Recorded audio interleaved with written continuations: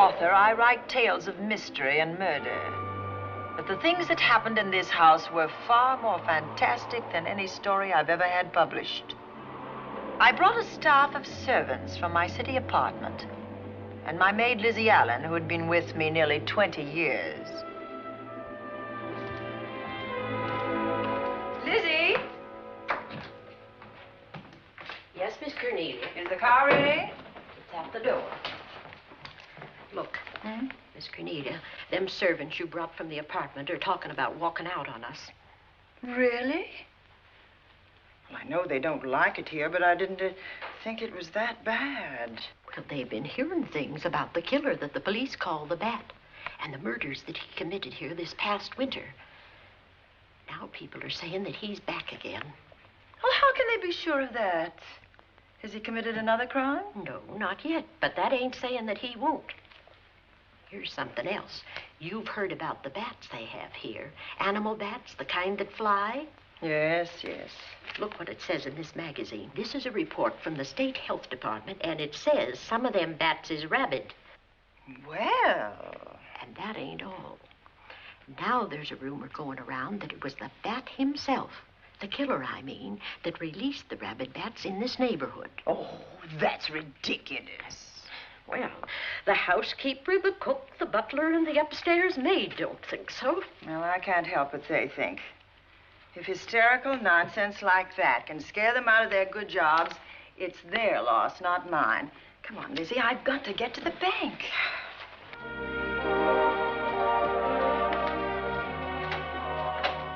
Drive directly to Zenith Bank, Warner. I'm afraid we'll have to hurry. It's near closing time. I'll get you there, Miss Van Gorder.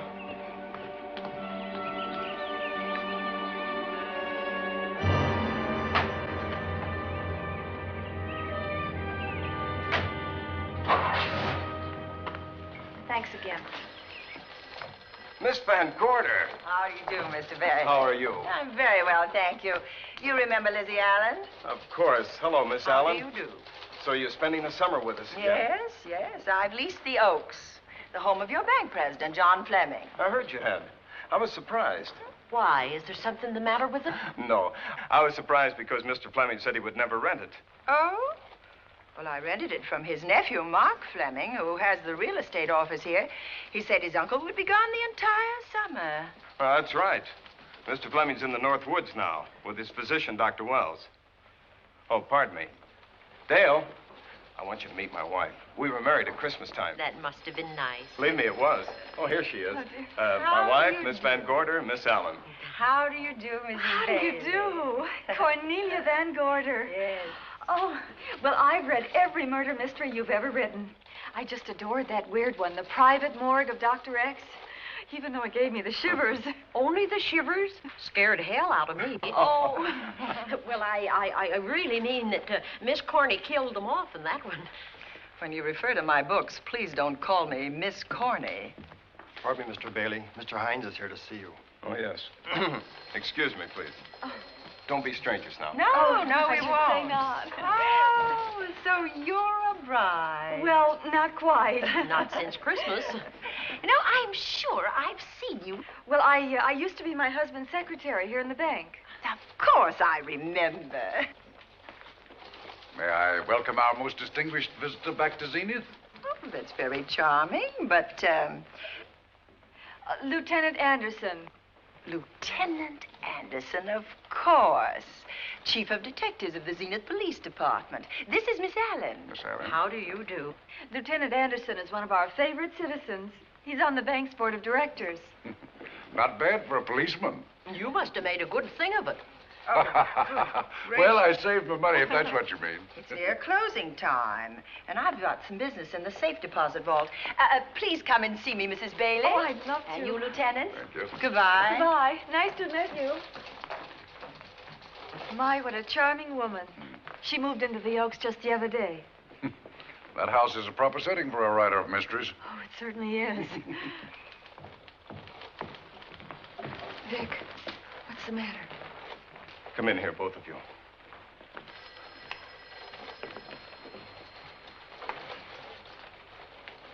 Andy, we're in trouble.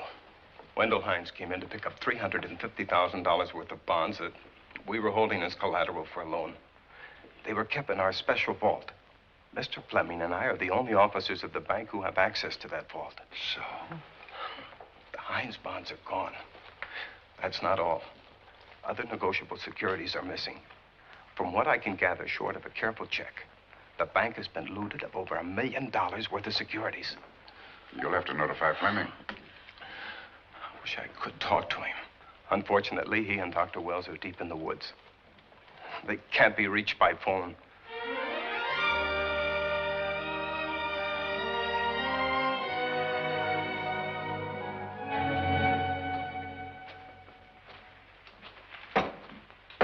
What is it?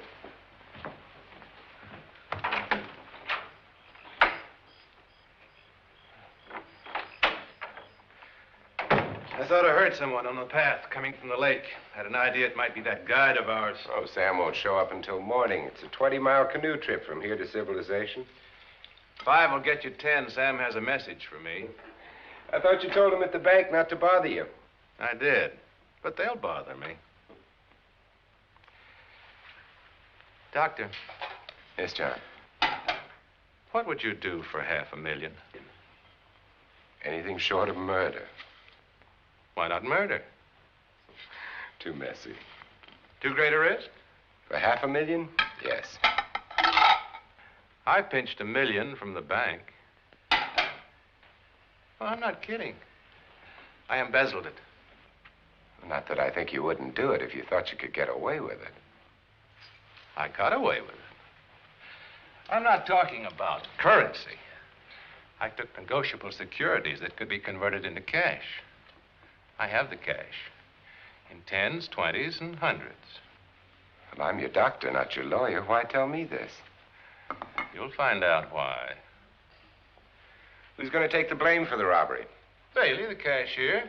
They'll never suspect me. I like Bailey. Well, so do I. I love the guy. I gave him his first chance. He has a lovely little wife. Charming girl. Was the best man. Where's the $1 million? In my family's tomb in Zenith. In the crypt with my father's casket. I don't buy that, John. No? No. You forget that I had you in charge when you were a very sick man. When you raved in delirium. And I heard you talk about a hidden room. Now, where else could you put a hidden room except in that mansion you built?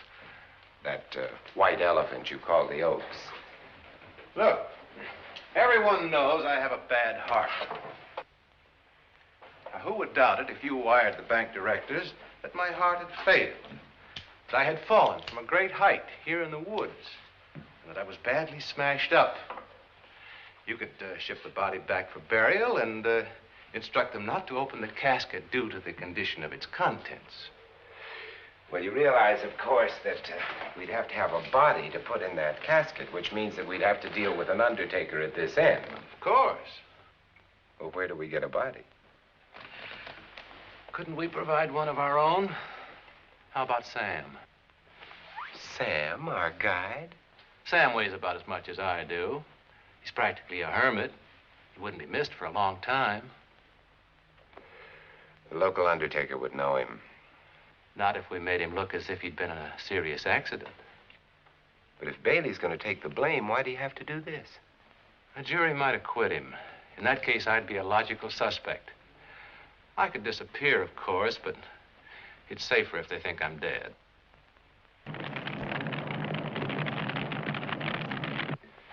What if I don't go for this deal? In that case, it would be too bad. You mean you'd kill me? What else could I do? Now that I've told you about the $1 million, I'd say you were shot in a hunting accident. Now, look, Doctor, if you can find another body instead of Sam's, it's all right with me. There's $500,000 in it for you.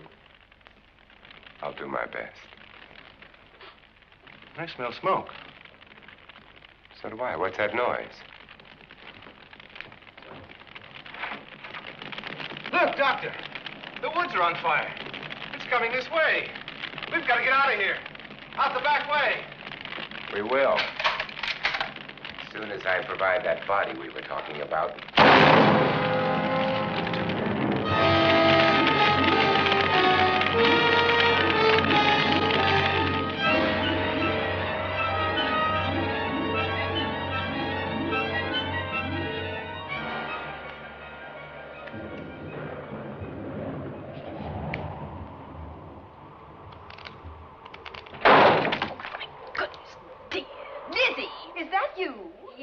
Cornelia. There's a storm coming up, and it's gonna be a snorter. The wind nearly blew the door off its hinges. Well, that noise blew my game higher than a kite. I think I've lost some of the cars. Oh, I'll get them for you. Oh, I see you found the paper. Drat that paper boy, scooting by on his bicycle, just chucked it into a clump of bushes and let it go at that. For land's sake, Mr. Vic Bailey's been arrested. Oh? I think. Victor Bailey, vice president and cashier of the Zenith Bank, was arraigned before United States Commissioner Alvin Fielding, charged with the embezzlement of over $1 million. I can't believe Vic Bailey had anything to do with that robbery. Oh, well, I see our landlord is home again. Landlord? Mr. Fleming. Dr. Malcolm Wells is back in town with the body of John Fleming, president of the Zenith Bank, who was killed in a forest fire. Mr. Fleming will be laid to rest in his family's tomb on Friday. And I hope he stays there. Well, why shouldn't he? Well, this is his house. And ever since he died, some funny things have happened here. For instance? The housekeeper, the cook, and the butler said that they heard strange noises at night. And the upstairs maid swore that she met a man without a face coming up the back stairs. Oh, so that's why they quit and left me to run this place without a staff. They didn't tell you, Miss Corney, but the truth is they were scared to stay. But you're still here, Lizzie. Haven't you seen anything? No. No, and even if I had, I ain't afraid of ghosts. They're afraid of me. Honest, Miss Corney, a spiritualist told me once that ghosts was allergic to me. But this bat feller they keep talking about in the paper, I guess he'd be different. No, I don't think you'd have the same effect on him. Oh, dear. What are they trying to do? Drive people away from this part of the country? Why, what does it say about the bat? Specialty seems to be killing women. My goodness, 2 of them in one night. All his victims died the same way, like their throats had been ripped open with steel claws. That's a charming little caper. I'll have to try it sometime. In a book.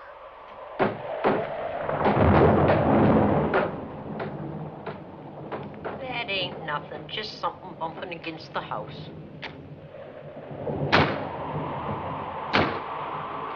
That's just the wind banging a door. Pay no attention to it. Listen to this. One of his victims, who lived for a moment after she was found, described the bat as a man without a face. Honest, Miss Corney, I think that woman must have been exaggerating.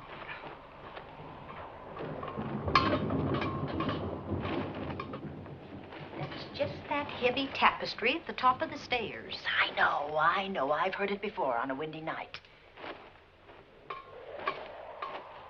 That sounds as if there was someone on the stairs. I know there isn't. At least there shouldn't be. There ain't. Them's just the noises you hear in any old house on a windy night. It says here that the bat never leaves no fingerprints. That's understandable. Having no face, he probably has no fingers either. Lizzie!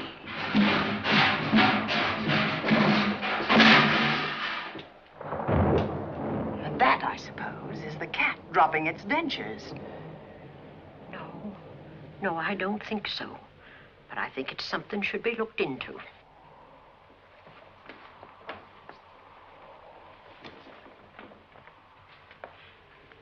What shut him down here?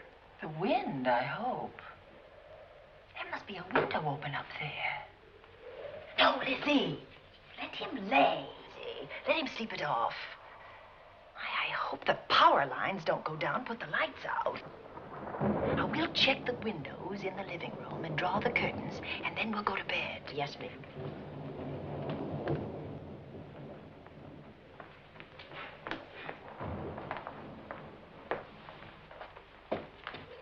I won't be a minute.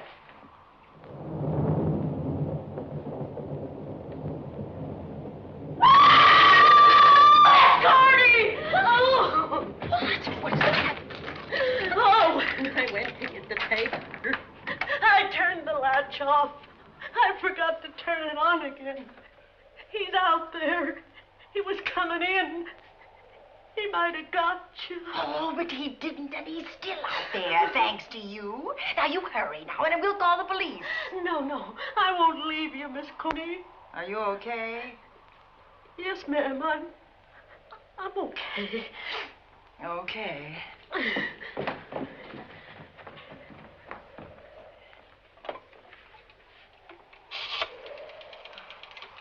Operator?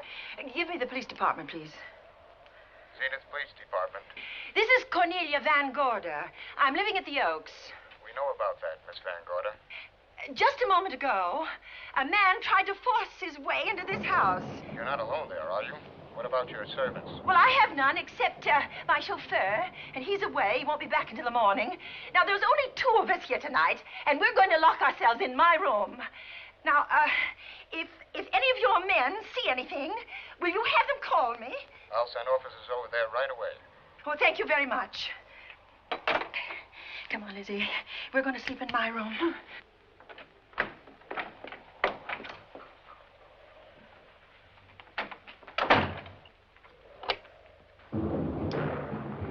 Well, nothing can get at us in this room now, I think. This door seems good and solid. Like the door to a tomb.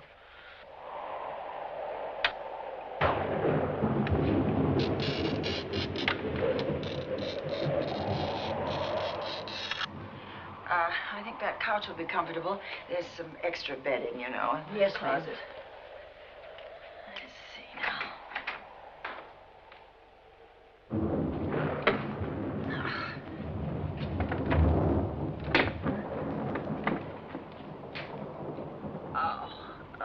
Huh? No bolt. Well, that's not so good.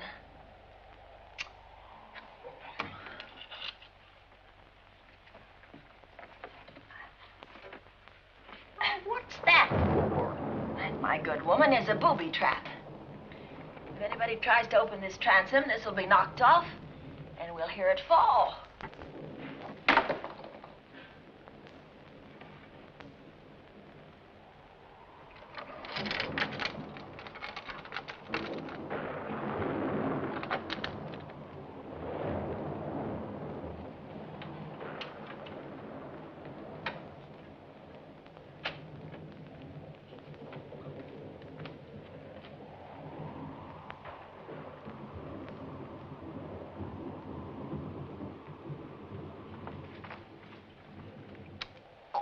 Fiddlesticks. I forgot my night things, my robe, my gown, and my slippers. I'll go get 'em now. Now, wait a minute, Lizzie. I'll go with you. Now, don't you bother, Miss Cornelia. My room's just down the hall. Lizzie, I told you to wait. It's all right. I'll only be a second. Get in here. Get in here.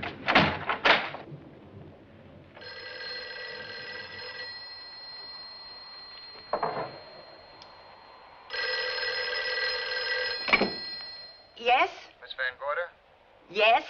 Zenith Police Department.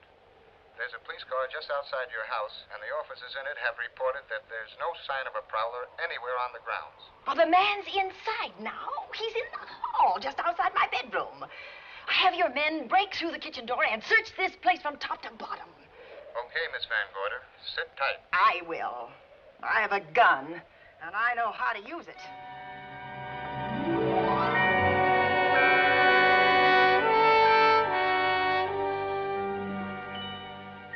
Oh, relax. relax, Lizzie. The police did a good job. They couldn't find anybody in here. But we both saw him, Miss Cornelia. All right, so he got away.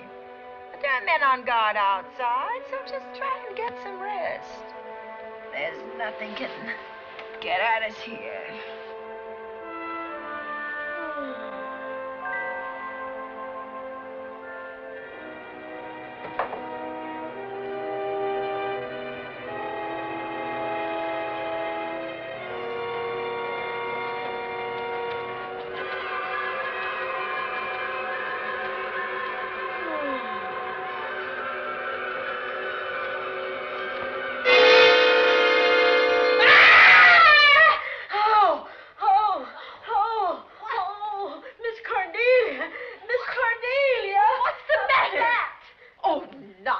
You've had a nightmare. Maybe I did. But there was a bat and it bit me. What? And it flew in that closet. Oh, good gracious, Lizzie, you're right.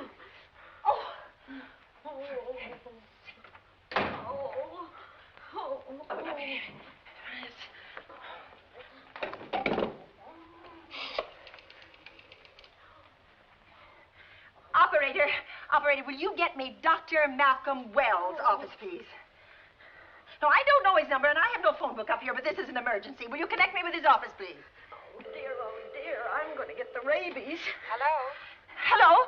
Dr. Wells' office? This is a call service. Dr. Wells is out at the moment, but if you'll give me your name and number, I'll try to locate him. Well, this is Miss Van Gorder of the Oaks. My maid has just been bitten by a bat that may be rabid, and she must have treatment as soon as possible. And I was told that Dr. Wells was the nearest physician. I'll try to find him for you, and if I can't, I'll send you another doctor. Oh, well, thank you very much. Oh, he's out on a case. Oh. Oh, I hope it's not a delivery. A baby, I mean, they can be terribly complicated. It never bothered me none. Oh, Lizzie, you never had a baby. Of course I didn't. That's why they never bothered me. Oh, does it hurt, huh? Little.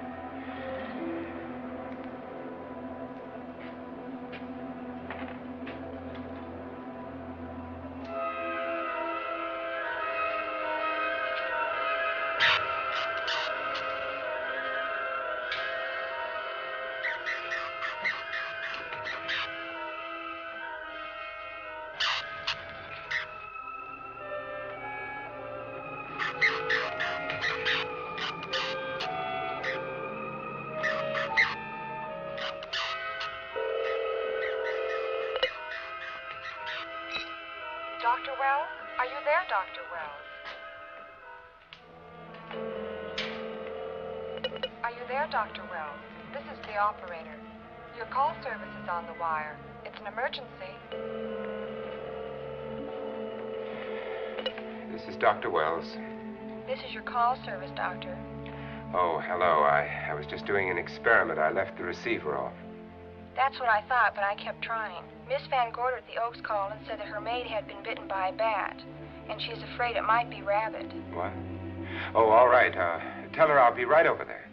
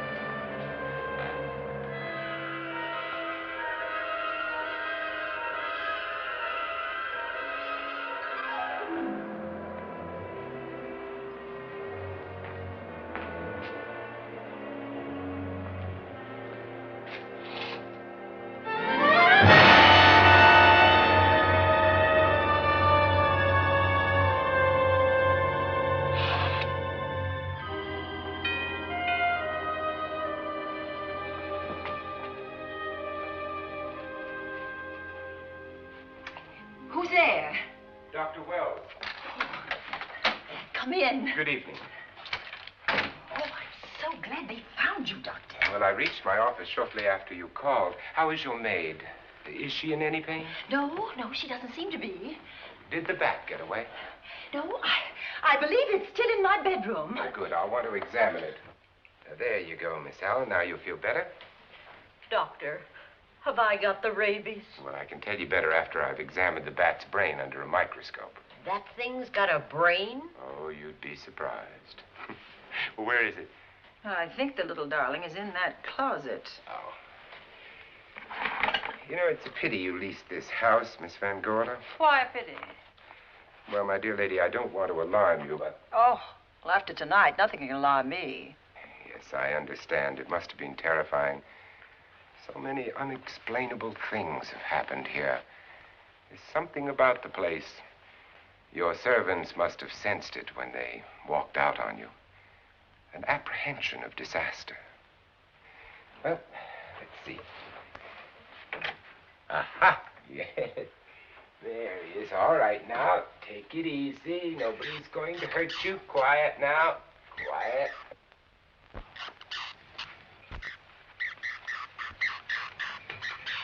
And he looks quite normal. Doesn't seem to be sick at all.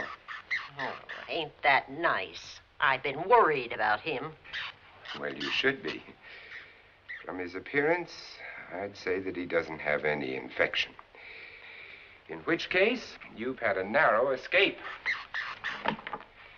Now, you take one of those tablets I left for you, and I'll guarantee you a good night. And I'll drop in on you tomorrow. Oh, thanks for everything, Doctor.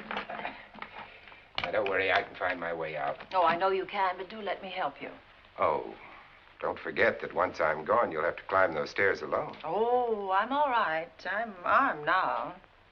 Can you, shoot one of those things without shutting your eyes? Oh, Doctor, there are guns in every book I've ever written. I don't write about things I'm unfamiliar with. Lock the door, Lizzie. Good night. Yes, ma'am. Good night, Doctor. Accident? No, the wind blew him down. Oh. I think. Oh. Did you know that young Mark Fleming leased you this house without notifying his uncle? No, I didn't. Well, it doesn't matter now. John Fleming is dead and Mark's his heir. But if John were alive, he would warn you to leave here, Miss Van Gorder. Really? Yes. It's been a tragic place for anyone who ever lived in it. Well, good night. Good night, Doctor. Who's out there? Nobody you need worry about, Doctor. Oh, it's Andy. Oh. That's right. Oh, good evening, Miss Van Gorder. Good evening, Lieutenant. Somebody sick here? My maid was bitten by a bat. Oh? A rabid bat? Well, I'll know for sure when I get to my lab. I caught the bat. It happened indoors? In my bedroom. Yes. How'd it get in? Well, there are many ways a bat could get in a house. You ought to know. I spotted this hole in the window the minute I got here. Why? That's where the two-legged bat got your door open. Miss Van Gorder told me that she phoned headquarters at Zenith. Yes, I phoned twice. The second time was after the prowler got in the house. Weren't headquarters, Andy? No, but they contacted me. An officer came and searched the house from top to bottom, but they couldn't find the bat. You better have this window fixed tomorrow. Oh, yes, I certainly shall. I'd better be going. I'm due in surgery at 8 o'clock in the morning. Good night. Good night, Doctor. There'll be a man patrolling the grounds all night, Miss Van Oh, Gorder. thank you. And nobody inside, Andy? Why should there be? Well, how do you know but what the bat is hiding somewhere in the house? I'm quite sure he isn't in the house, Doctor. Not now. Good night. Good night.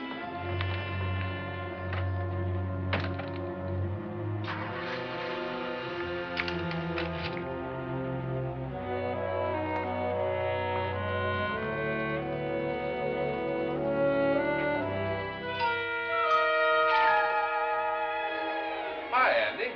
Hello, Mark. Well, congratulations. Real estate business must be picking up. New office, new furniture. New deal. How do you like it? It looks expensive. Are you squandering your inheritance? Oh, I haven't got it yet. Well, the paper says John Fleming left his entire fortune to you. Funny thing about that entire fortune is that we can't find it. No kidding.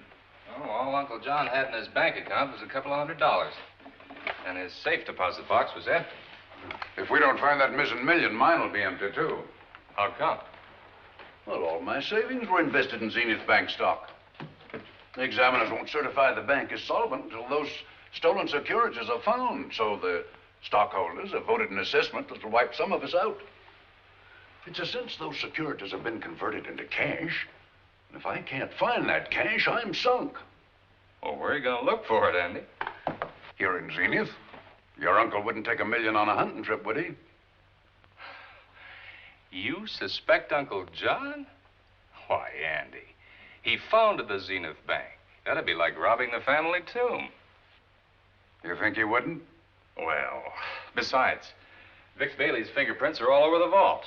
Now, they didn't find any of Uncle John's fingerprints. Because he wiped them off. Can the defense prove that? They'll try to. Judy Hollander, Bailey's secretary, is a defense witness. And they believe her testimony will have a powerful effect on the jury. Oh, well, she has a powerful effect on me. Judy's a doll. Here's the book you mentioned, Judy. It's your newest one. Yes, it's just been published. You can have that copy if you wish. Oh, it's a first edition and you've signed it. Yes, of course. Thank you so much. May I serve tea now, Miss Van Gorder? Yes, please do, Warner. Thank you. Well, I see you've engaged new servants. Yes, of course. Well, how did you persuade them to live in this house? Well, Jane Patterson, my new housekeeper, knows this house better than you do, Doctor. Oh? She worked for John Fleming. And Warner was my chauffeur. Chauffeur turned butler? It's incredible. He can play any part at a moment's notice. Did you get a plumber, Warner? No, we can't get a plumber for 3 days, madam. What about that leaking pipe? The basement will be flooded in 3 days. Well, the pipe is no longer leaking. You mean it's dried up of its own accord? No, not quite. I packed the elbow where the water was coming out. Packed the elbow? Well, where did you learn how to do that? Well, into each life, a little rain must fall, and a careful man learns to keep himself dry.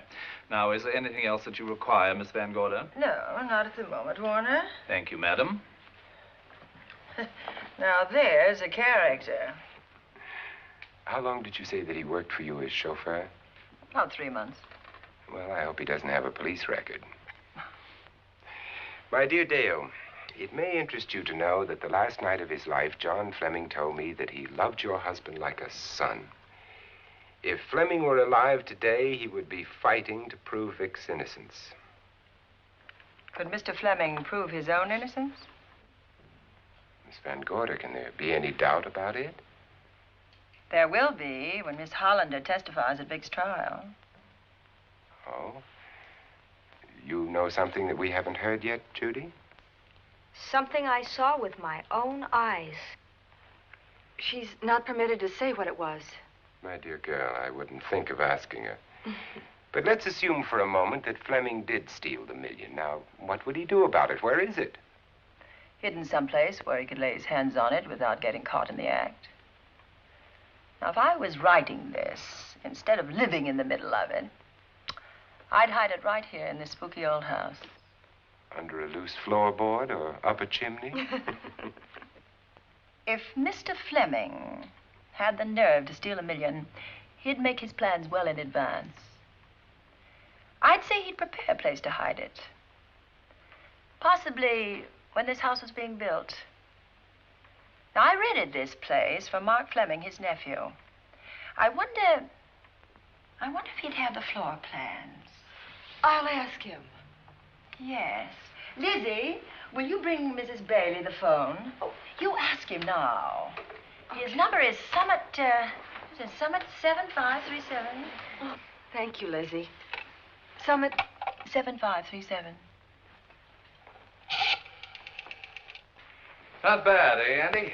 That means new business. Now, you see, somebody wants to buy a house. Mark Fleming speaking. Oh, hello, Dale.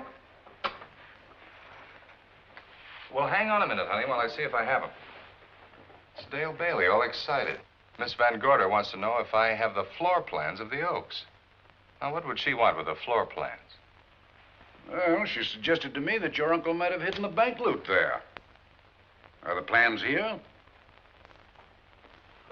Somewhere in the house itself. Wait a minute, there is a place where Uncle Johnny might have kept those blueprints. What place? Well, I heard him talk about it a good many years ago. I can't be sure of the exact location. Anyway, I don't think the old boy had the guts to steal $1 million. But if I find those plans, I'll let you know, Andy. Hello, Dale. Look, honey, I haven't seen those plans since I was a kid, but I'll come over tonight and maybe we can find them. Thank you, Mark. We'll expect you. He seems to think they're here in the house somewhere. He's coming over tonight. Well, that's good. Dale and Judy are my house guests for the weekend.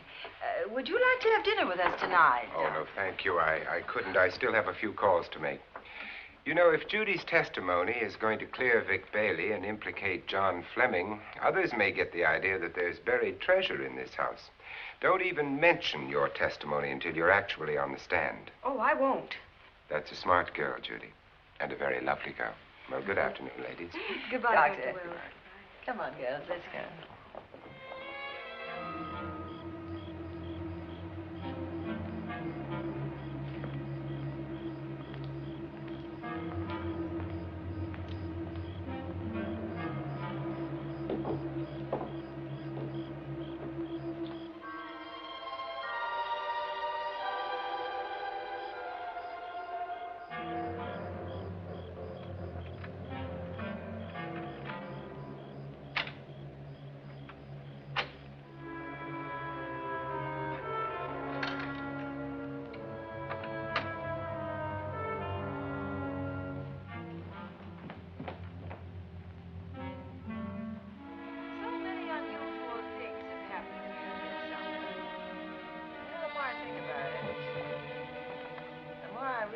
I should be putting them down on paper. Weren't you your husband's secretary, Dale? Yes, I was. Do you take shorthand? Mm-hmm. Well, my dear, if you'd like to have your mind occupied, I want you to work with me while I write the story of this fantastic criminal, the Bat.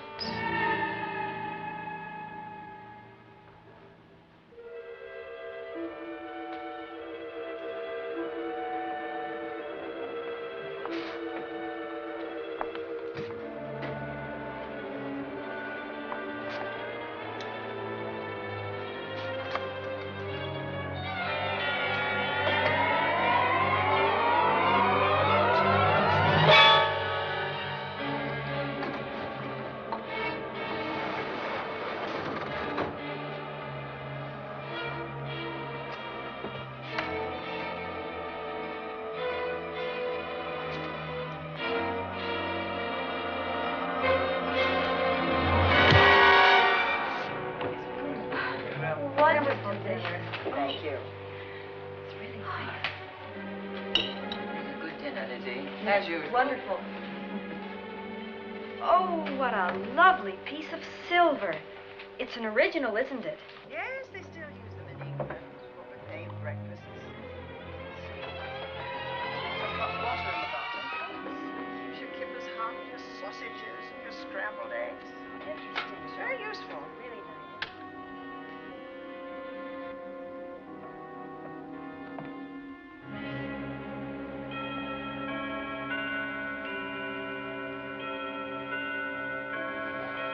Clock hasn't struck the hour in the last 10 years, if I'm to believe what Mark Fleming told me. Why is it angled away from the wall like that? I don't know. Somebody must have moved it. Lizzie, very likely when she was dusting. Wait a minute. Did you know there's a door in this paneling? No, I didn't. Oh, my gracious, so there is. Maybe it opens to a secret passage. Oh, certainly to a secret something. Who knows, girls? We'll be about to stumble on that missing million. Oh, this is... Oh. There's a panel. There must be some gimmick to it. There always is. Yes, it moves. It moves. Oh.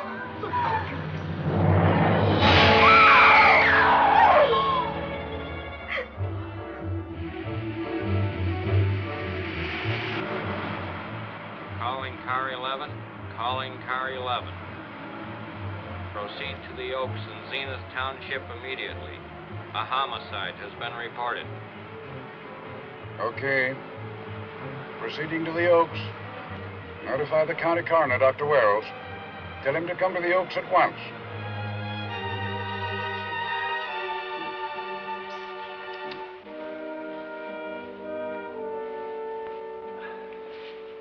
Horrible. As if his throat had been torn by some creature with fangs or claws. That's his sign. We found it on the others he killed.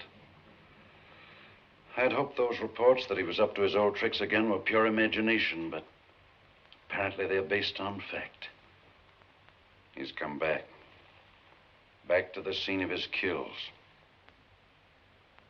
Yes, that's who I mean. That's who did this. The bat. Who found Mark? We all did. That is Dale and Judy and I. Lizzie was in the dining room. This is my new housekeeper, Jane Patterson. You know, she worked for John Fleming. I know her. Where were you, Mrs. Patterson? In the kitchen, cleaning up. I cooked the dinner tonight. Did you know that the secret closet was here? No.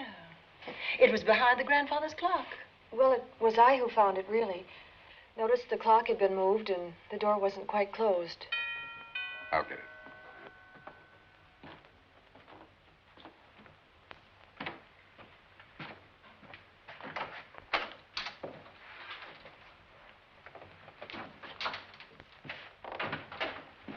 Who is it?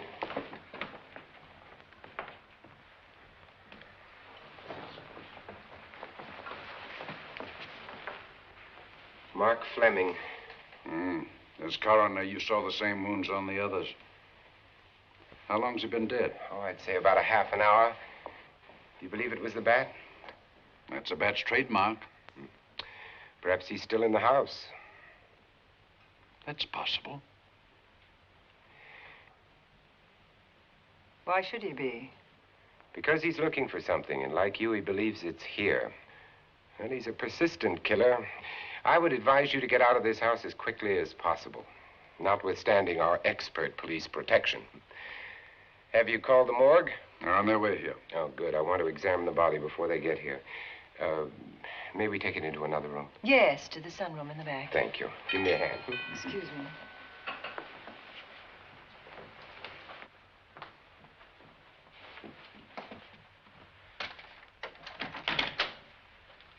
Oh, Warner, where have you been? Well, madam, it was... Has been an accident? There's been a murder. Mark Fleming, the young man from whom I leased this place, was killed here tonight. They know who did it? Well, they believe it was the bat. I'm sorry I had to use the front door, Miss Van Gorder, but I forgot my keys, and when I rang the bell at the kitchen door, there was no response. Oh, this is Warner, Lieutenant. He's my butler. He was my chauffeur. Why'd you promote him? But it's very difficult to find a butler. They don't like service in the country. Have you been a butler before? I've served in many capacities, sir, but this was my night off, and I forgot my keys. I heard that part. What time did you leave the house tonight? Oh, about 6:30. I had dinner at Wiley's Roadhouse. Can you prove where you spent the rest of the evening? I can try. Try hard. And don't leave the house. I'll get to you later. Very good, sir. I shall be in my room, Miss Van Gorder, if you need me. Yes, Warner. Surely you don't think he's... Warren and I've met before. I can't recall where or when, but I will.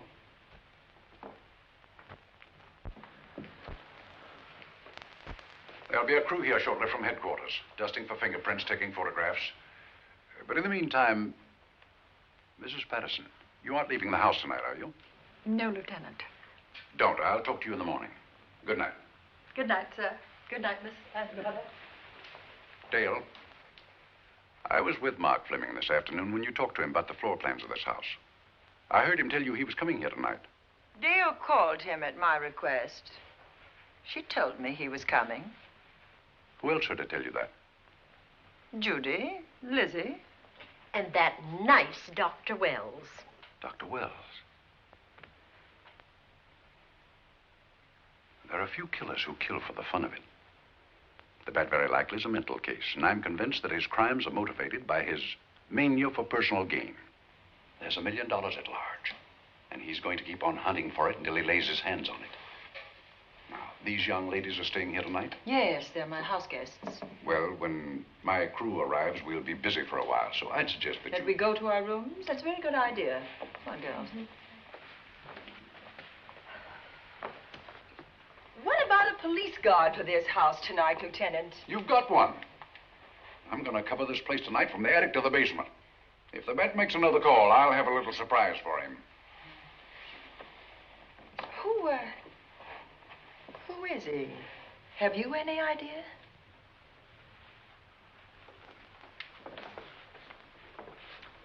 He could be anybody. So far, there are clues to his identity, but nothing we could take before a jury.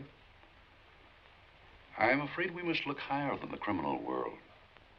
He may be a merchant, lawyer, doctor, scientist, one of the pillars of his community. Ladies, lock your doors tonight. Stay behind them. I promise you you'll be safe. Good night. Good night, Lieutenant. Good night.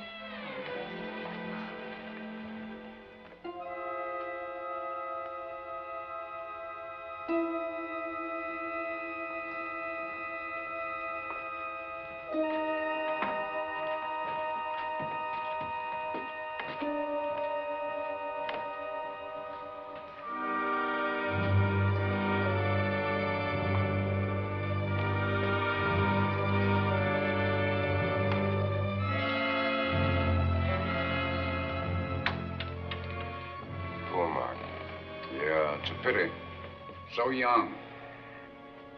Well, Doctor, do you agree it was the Bat? In my report, I shall say the death was caused by the same technique used in the other killings. A paralyzing blow to the throat, followed by severe lacerations of the jugular, resulting in excessive hemorrhage. In a layman's language, he didn't know what hit him. Oh, he knew. But he didn't have time to think about it.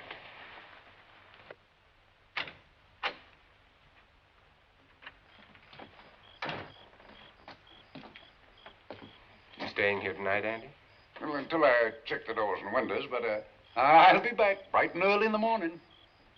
Neither snow, nor rain, nor heat, nor gloom of night stays these couriers from the swift completion of their appointed rounds.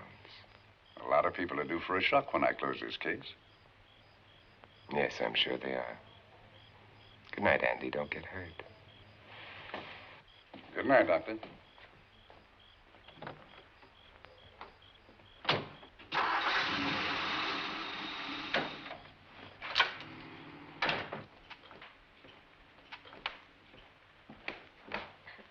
You know, I think we'd better let you get some sleep. Oh, Lizzie and I share this room for mutual protection. You know, one night, a storm blew the wires down, put the lights out, and I went out the next day and bought a half a dozen of these things. You better take one with you, Dale. Oh, thank you.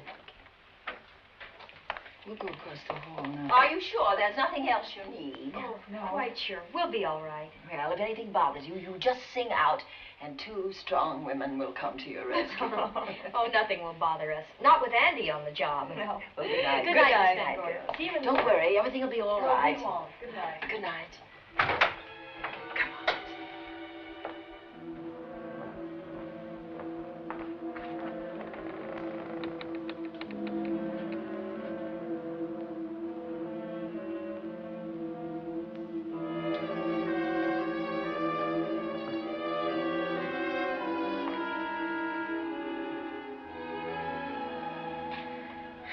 I don't think I'll sleep tonight.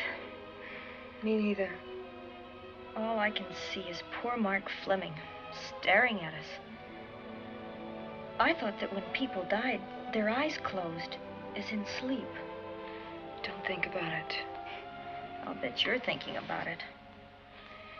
No, I was thinking of my poor husband sleeping in jail tonight. Oh, Judy, I love him so much.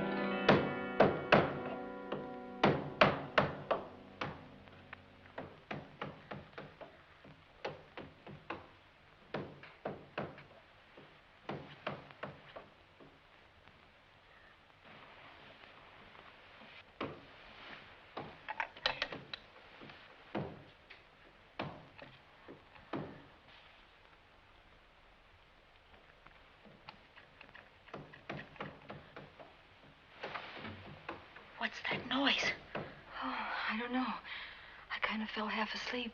For a moment, I thought it was something from a dream. It's somewhere in the house. Yes, on the floor above. Not directly over us. Probably a room overlooking the driveway.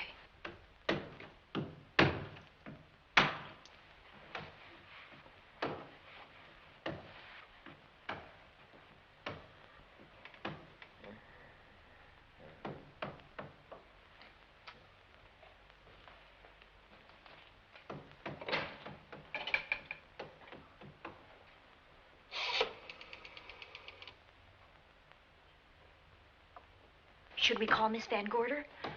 She'll hear it. How can she help but hear it? Oh, besides, we don't want her to think we're a couple of hysterical women. Well, I'm about to become one. Oh, I dear. had it for one night.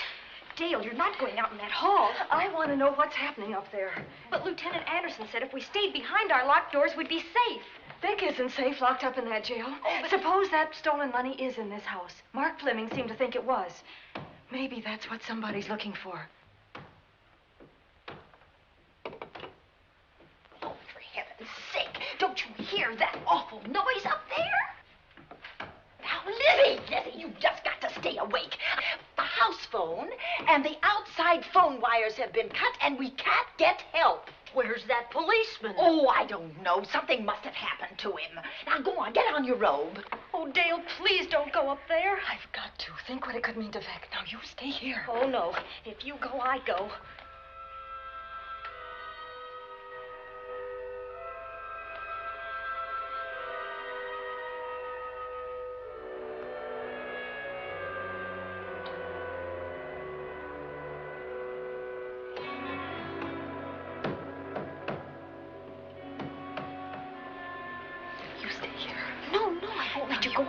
You wait here. I'm going to see what it is. Oh, please let me go with you, Judy, will you warn me if anyone comes? I'll only be a moment. Now, wait.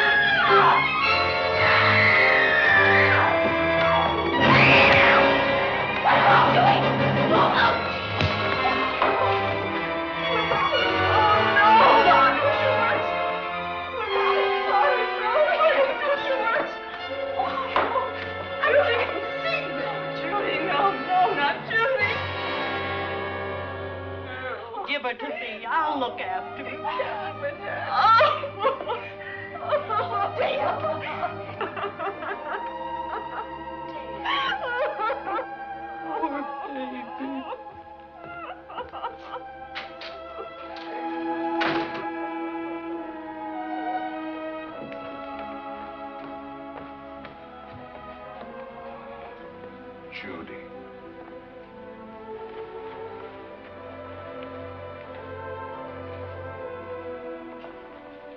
The bat. Yes, the bat. He caught her at the head of the stairs. We saw him rushing down the stairs as we came out of the room. I hurled that after him. I hit him, I believe. I'm going to cover this place from attic to basement, you said. Well, what were you covering when that poor child was murdered? Where were you? I saw a man outside in the grounds. I went out there and hunted him. I heard him in among the trees, and so I followed the sound of him as far as the brook down near the back road. And then I lost him. I'd rather give my own life than have this happen to Judy. But I told you to stay in your rooms and lock your doors and stay there.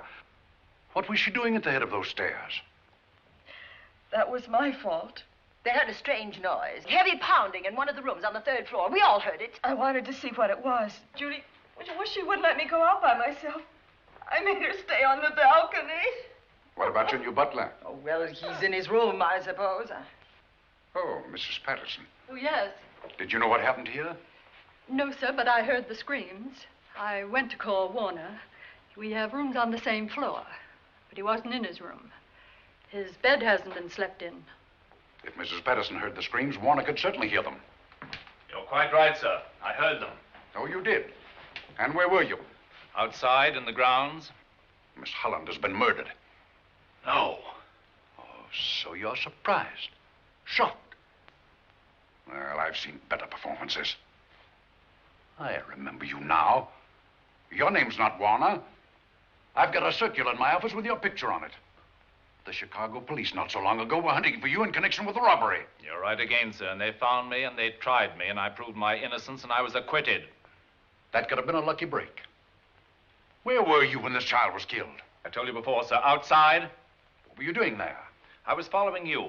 I saw you leaving the house and it seemed that you were hunting someone. I thought you might need some help. Oh, yes, sir. I followed your flashlight down through the trees. Then it disappeared. And then suddenly, as I was staring out into the darkness, I was struck by something on the back of the head. The next thing I knew, I was lying on the ground. I realized I'd been knocked out. I wish you had been knocked out. But then we'd have found you with your mask still on your face.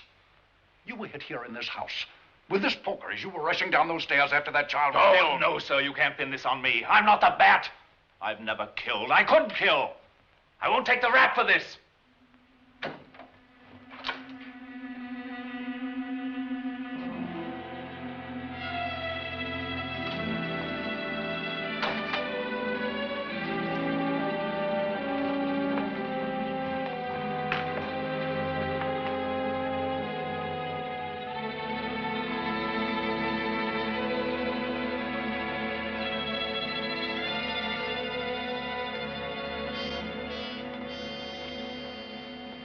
Doctor.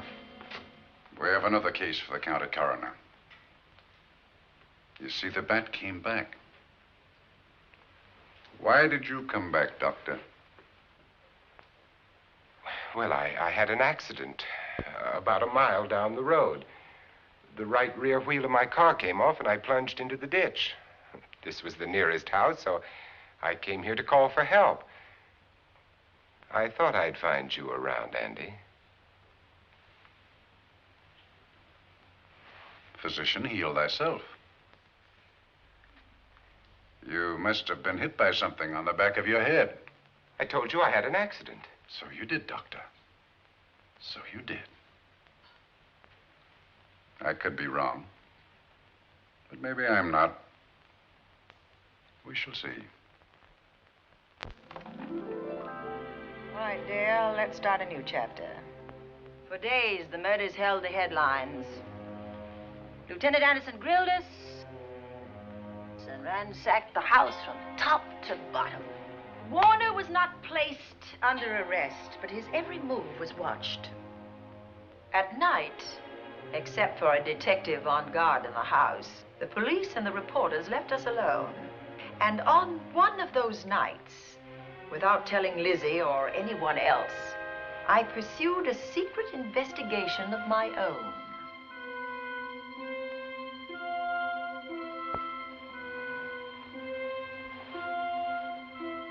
It was in an empty room on the 3rd floor where we kept our trunks and other things.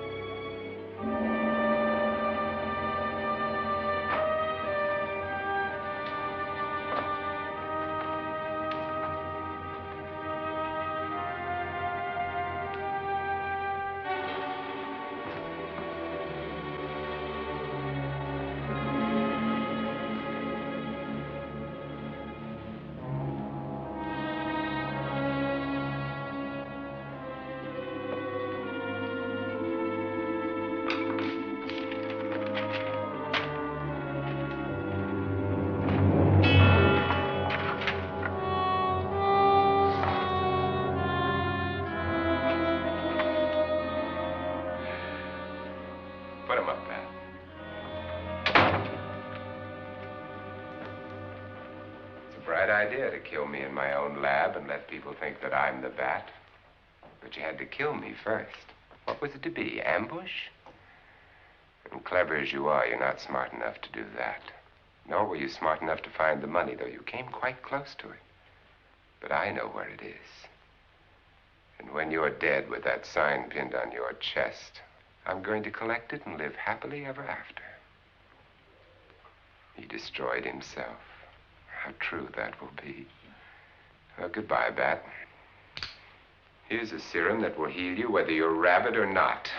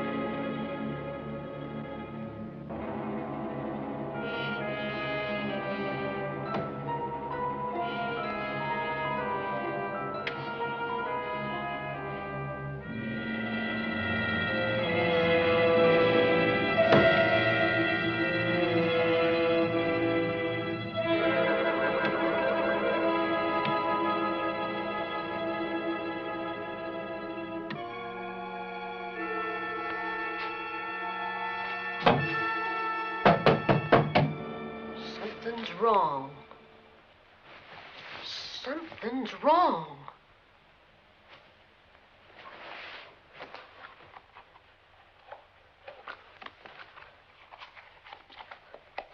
Miss Cornelia.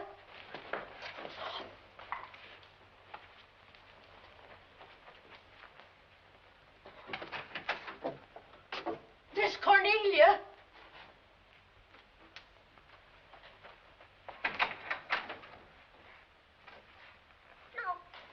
Would she be going at this time of night?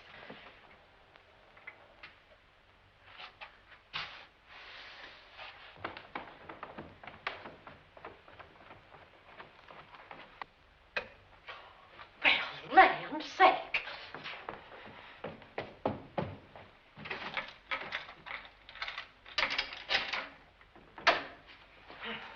I never. Oh. Mr. Davenport. Mr. Davenport. Oh, a fine thing. The door unbolted, the chain off, and you asleep on the job. Wait till Lieutenant Anderson hears about this. Come on, wake up. What's the matter with you? I don't know. My head hurts. My whole body's numb. Here, take a sip of this. Try to snap out of it. I'll be back in a minute.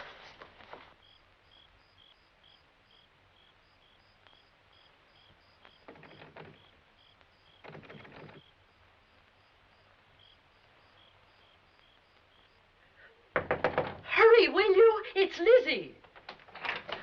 I'm terribly worried. I can't find Miss Cornelia anywhere, and something's happened to the policeman. I don't know what. Get Warner. Bring him to the drawing room. Tell him we need him.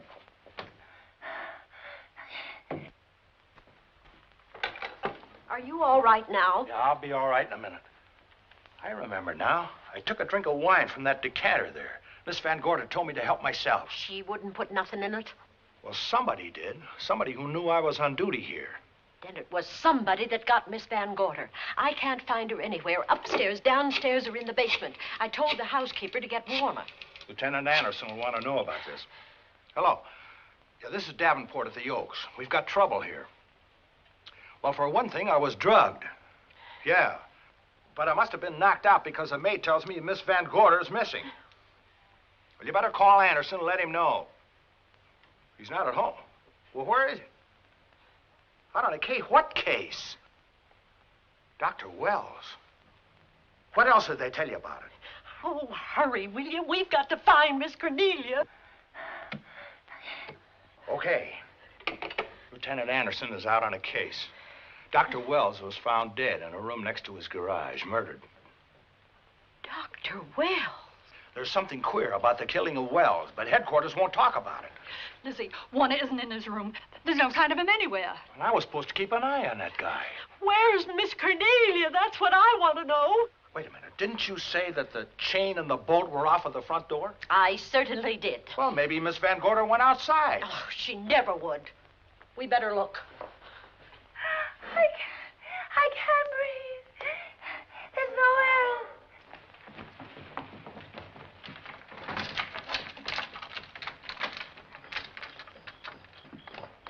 Miss Cornelia. Oh, Miss Van Miss Gorder. Cornelia. Miss Cornelia. Miss Van Gorder. Look. There's a light in that room on the 3rd floor. Were you up there tonight? Well, of course I was, but I turned the lights out before I came downstairs. And Miss Cornelia might have turned them on again. That's why we're going to look first. Come on.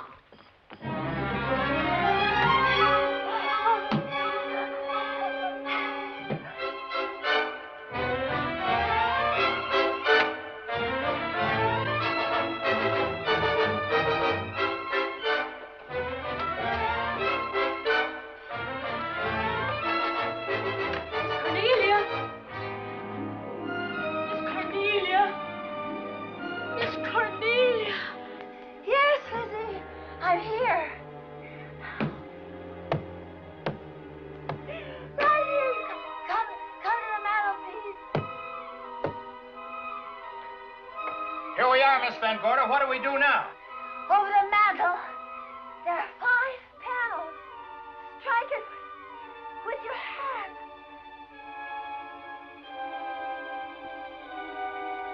Which panel did you say, Miss Van Gorder? Oh, I can't understand. Miss Van Gorder, which panel? We couldn't hear you. She said strike it. What difference does it make which panel? Strike them all.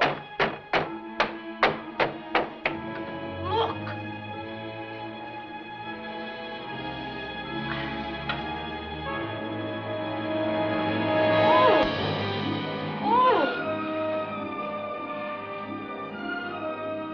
Oh, it's all right now.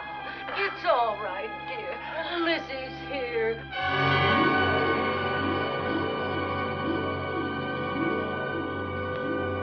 Feeling better? Yes, much better. We'll take you to your room. Oh, no, you won't. I'm going to stay right here. I'm quite all right. Oh, how blessed it is to breathe without an effort. You know, no one knows how sweet the air can taste until someone shuts it off for a moment. That room is just like a box. When the mantelpiece closed, it seemed like all the air was drawn out of it. Look, there it goes again. Let it close. I can open it from in here. There's a control panel behind this blueprint. Electric motor under the trap door here. Once the door is open, you can keep it that way. I believe that the fireplace in this other room opens the same way. And it does. I tried to find this, but I couldn't find it. Yeah, it was back of this blueprint here. Well, it's quite a setup. Too bad we can't open that safe in the same way.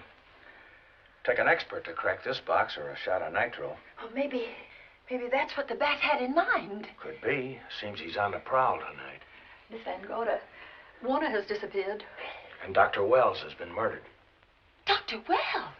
Lieutenant Anderson's on that case right now. Well, does he know what happened here tonight? They got word to him. He'll be here any minute.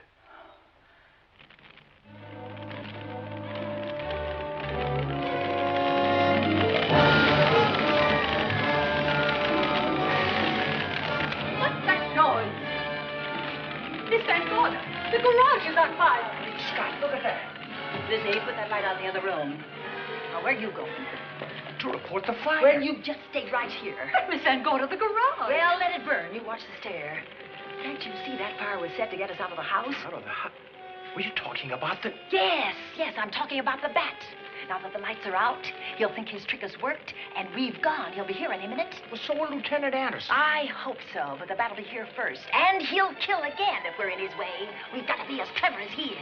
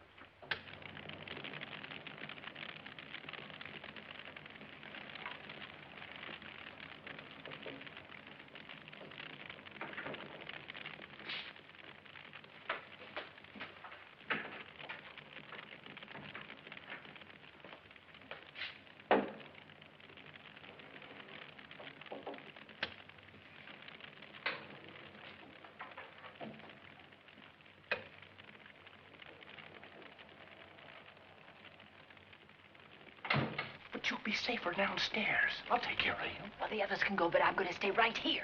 All right, but get out of sight.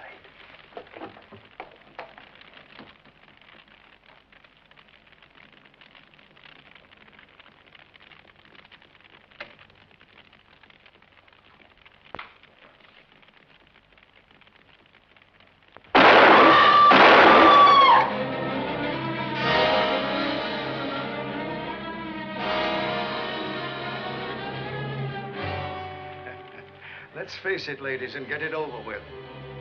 Others have seen my face before they died, but I'll have to deny you that pleasure. This would make a good scene for your book, Miss Van Gorder, but I'm afraid you'll never write it.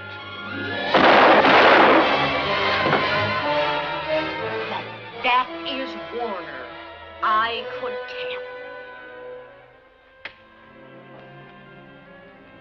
tell. You misjudged me, Miss Ellen. Warner! I don't like being a murder suspect, Miss Van Gorder. I was headed for a plane, but halfway to the airport, I changed my mind and came back. I'm glad that I did.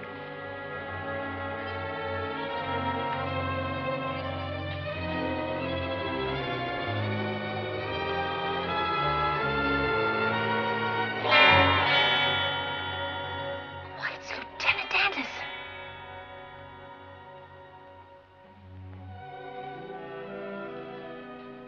Yes, it was Anderson.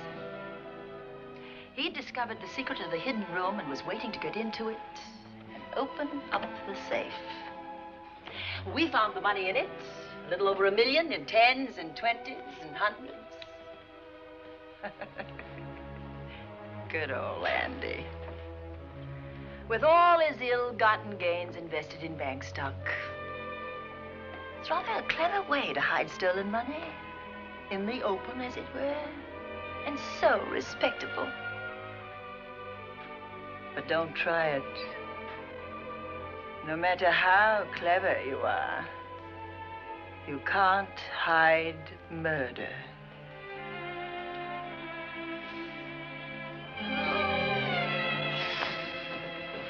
Well, that's it, Dale. That's the end.